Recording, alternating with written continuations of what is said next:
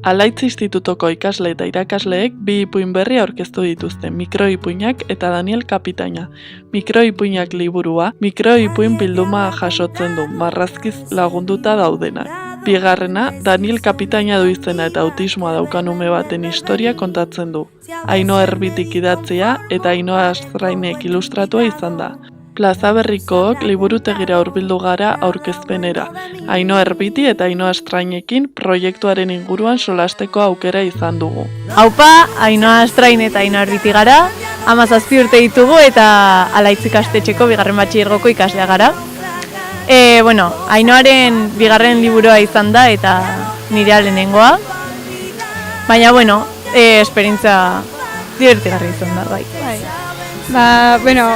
Dena hasi zen gu laugarren mailan ginenean, gure irakasle batek, Uxue Arbek, esan zegoen ea nahi bagenuen hori liburu bat sortzea, jakin zuen Ainhoak bolundresa zela Anan, Nafarroako Autismo Asoziazioan. Eta proposatu zigun proiektu hau egitea eta guk baietz esan genion. Eta,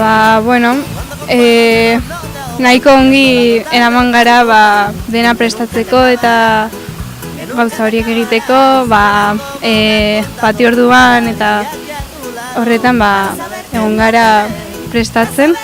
Eta, nire aldetik nik marrazkiak egin ditut.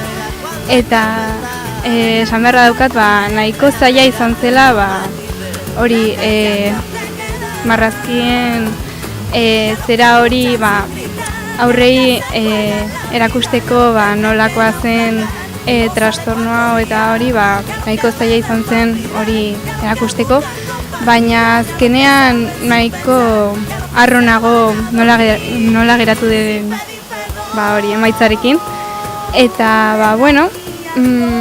nire aldetik hori. Liburuan ikusten da, Dani tea daukala, autismoa, eta bere zailtasunak aurrera eraman behar ditu, edo hori. Eta, Daniren historia benetan gertatutakoa izan da, nik Dani ezagutu nuen oso txikia zenean, eta gaur egun oraindik bere bolondresa edo laguntzailea naiz. Eta, liburu honekin esan nahi duguna, liburu honetan bi gauza nabarmendu nahi ditugu, direla autohobekuntza eta adiskidetasuna. Autohobekuntza, ume txiki batek bere benetako beldurrak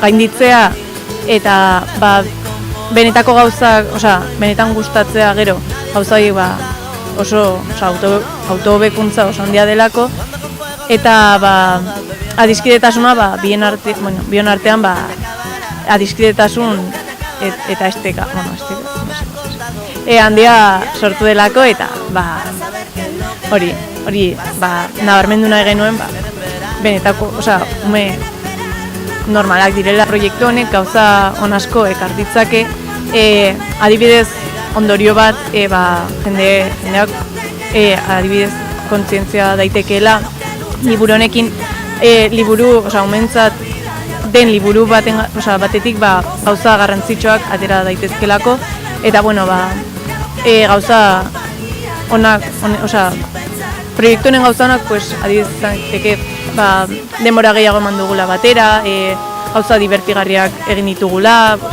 planifikazioan eta hori.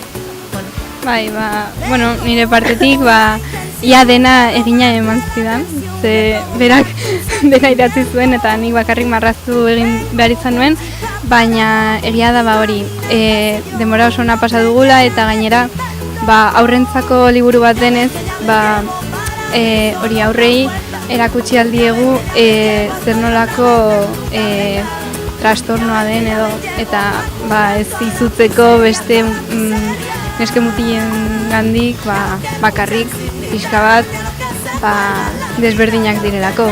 Liburu hau zuek erostea gustatuko litzaiguke, ze horrela ikusiko genuke zuei ere hau ere inporta zaizuela, eta hori erosi nahi baduzue gure ikastetxean, Alaitz institutuan eros dezakezue.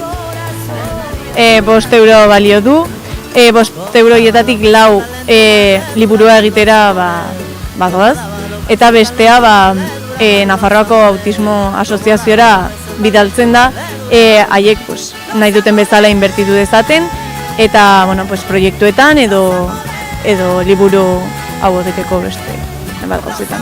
Eskerrak eman nahi dizkiegu gure irakasleei, ze haien laguntzari gabe proiektu hau ezen aurrera eramango. Eta hori ere jende asko etorri delako gure